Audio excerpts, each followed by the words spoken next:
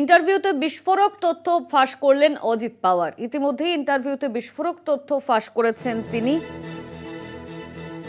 ফড়নবিশের শপথের আগে বিজেপির বৈঠকে আদানির উপস্থিতিতে ফাঁস অজিত পাওয়ারের। আমাদের সঙ্গে রয়েছেন আমাদের পলিটিক্যাল এডিটর আশিস চট্টোপাধ্যায়। আশিস দা, ইন্টারভিউতে বিস্ফোরক তথ্য ফাঁস করেছেন অজিত পাওয়ার।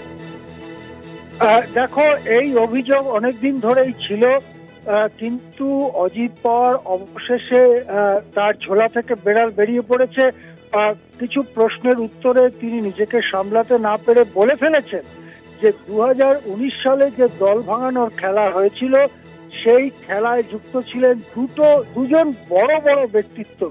এক হচ্ছে দেশের স্বরাষ্ট্রমন্ত্রী অমিত শাহ এবং দুই হচ্ছে দেশের শীর্ষ শিল্পপতি গৌতম আদানি। আমাদের যদি একটু সেই ইতিহাসটা স্মরণ করতে হয় তাহলে ব্যাপারটা এইরকম যে 2019 সালে এরকম সময়েই মহারাষ্ট্রে ভোট হয়েছিল। ভোটে এনডিএ জিতেছিল, অর্থাৎ বিজেপি এবং শিবসেনা জোট ছিল, সেই জোট জিতেছিল। কিন্তু মুখ্যমন্ত্রী কোন দল থেকে হবে তাই নিয়ে খুব বিরোধ দেখা দেয় এবং সেই বিরোধের পরিপ্রেক্ষিতে উদ্ধব ঠাকরের নেতৃত্বে শিবসেনা এনডিএ ছেড়ে দেয়। এই অবস্থায় কেউ সরকার গড়তে পারে না এবং রাষ্ট্রপতির শাসন হয়ে যায়। রাষ্ট্রপতির শাসন এক মাসের কয়েকদিন বেশি ছিল। এই অবস্থায় কংগ্রেসের জোট সঙ্গী যে এনসিপি, অর্থাৎ শরদ পাওয়ারের যে পার্টি এনসিপি, তাদের বেশ কিছু এমএলএ, ভালো সংখ্যার এমএলএ, তারা হঠাৎ ঘোষণা করেন যে আমরা বিজেপিকে সমর্থন করব এবং সারা রাত ধরে সেই নাটক চলে।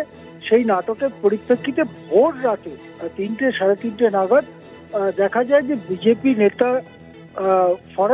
দেবেন্দ্র ফড়নবিশ তাকে মুখ্যমন্ত্রী করে এবং এনসিপির দলছুট নেতা অজিত পাওয়ারকে উপমুখ্যমন্ত্রী করে হঠাৎই সরকার গড়ে ওঠে। কিন্তু সেই সরকার 48 ঘন্টার বেশি থাকতে পারে না, কেননা বিধানসভায় সংখ্যা গরিষ্ঠতা প্রমাণ করবার জন্য যখন ডেট ঠিক হয় তখন দেখা যায় যে এনসিপির যত এমএলএরা বিজেপির পক্ষে যাবে বলেছিল তারা ততটা যাচ্ছে না, বরং শরদ পাওয়ারের সঙ্গেই থেকে যাচ্ছে। এই পরিস্থিতিতে দেবেন্দ্র ফড়নবিশ এবং অজিত পাওয়ার বুঝতে পারেন যে তারা সংখ্যা গরিষ্ঠতা পাবেন না বিধানসভায়। তখন দেবেন্দ্র ফড়নবিশ এবং অজিত পাওয়ার দুজনেই পদত্যাগ করেন। সেই 48 ঘন্টার সরকারের পতন ঘটে। আজকে 5 বছর বাদে অজিত পাওয়ার ফাঁস করেছেন যে সেই যে দল ভাঙিয়ে সরকার গড়ার উদ্যোগ, তার পেছনে ছিলেন গৌতম আদানি, এদেশের শীর্ষ পুঁজিপতি, ভান্ডার ধনতন্ত্রের শিরোমণি গৌতম আদানি ছিলেন সেই উদ্যোগে এবং সঙ্গে ছিলেন অমিত শাহ। সেই মিটিং এ ছিলেন দেবেন্দ্র ফড়নবিশ, সেই মিটিং এ ছিলেন অজিত পাওয়ারও। এমনকি একথাও বলেছেন যে সংশ্লিষ্ট মহলের অনেকেই জানে যে কোন জায়গায় সেই মিটিং হয়েছিল।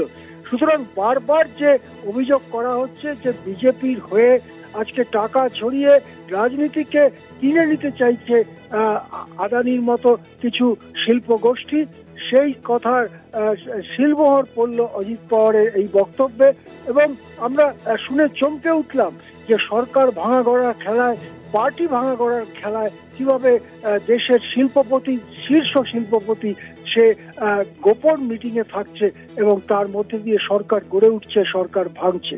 এটা কিন্তু ভারতীয় গণতন্ত্রের পক্ষে একটা খুবই অশনি সংকেত বলে বিশেষজ্ঞ মহল অনেকেই মনে করেন।